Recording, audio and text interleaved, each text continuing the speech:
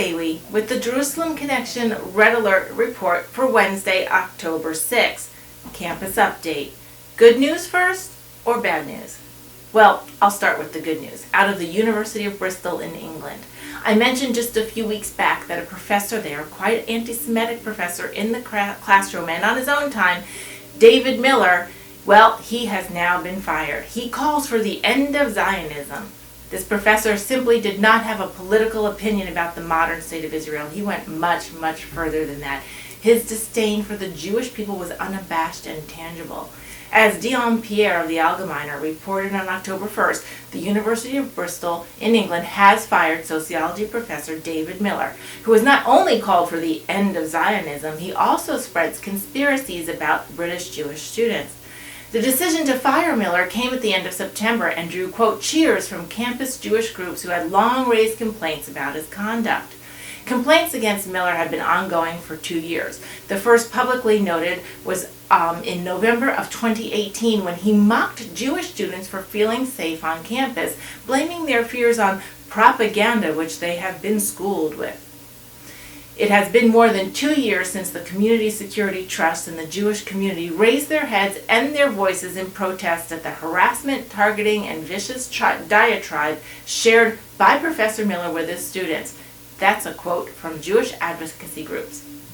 I count this firing as a small victory. Many professors veil their hate for Jews with the notion of free speech and academic freedom, trying to disguise anti-Semitism as merely a political viewpoint, often calling it anti-Zionism as if it's somehow different.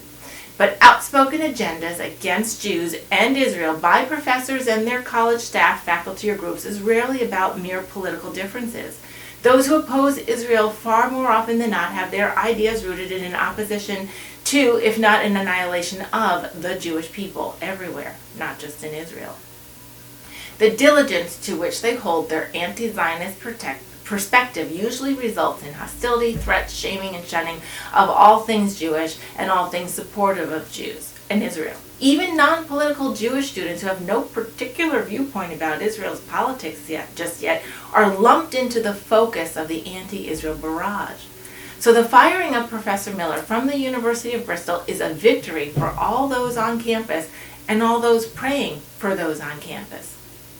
Now for the bad news. On this side of the pond here in New York City, we have a continued battle within the SUNY system, the City Universities of New York. Keep in mind that New York has the largest population of Jews outside Israel.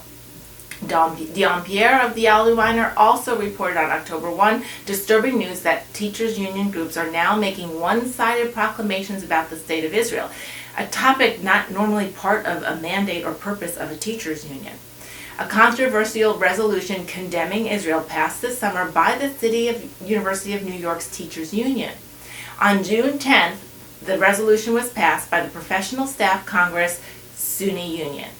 They labeled Israel apartheid and settler colonial state responsible for the massacre of Palestinians during its conflict with Hamas in May, and advanced a chapter-level discussions on supporting the boycott, divest, and sanctions movement, the BDS movement. This resolution actually sparked a new faculty group opposing what they call a climate of hostility towards the Jewish state on campus. Calling itself the Sunni Alliance for Inclusion and operating since August, the group comprises over 2,700 community members, including 400 faculty and staff, who have signed a letter denouncing the June resolution as inappropriate to the foray into the Israeli-Palestinian conflict. Quote, we oppose the woeful distortion of the so-called human rights advocacy within the PSC that targets Israel for undeserved vilification while turning a blind eye to the actual abuse, torture, and killings of countless innocent victims by autocratic and terrorist regimes in the Middle East and around the world, unquote. That's from the letter, which included Halal's Bratman and faculty representative John Jay College, Queens College, Hunter College, and others. Continue to be praying for our colleges and universities, not just in the U.S. or Canada, but also in Europe and around the world. Not only are Jewish students feeling the heat of these hostile agendas, but the agendas are also a blatant violation of any sound examination of history, current events, and proper human conduct.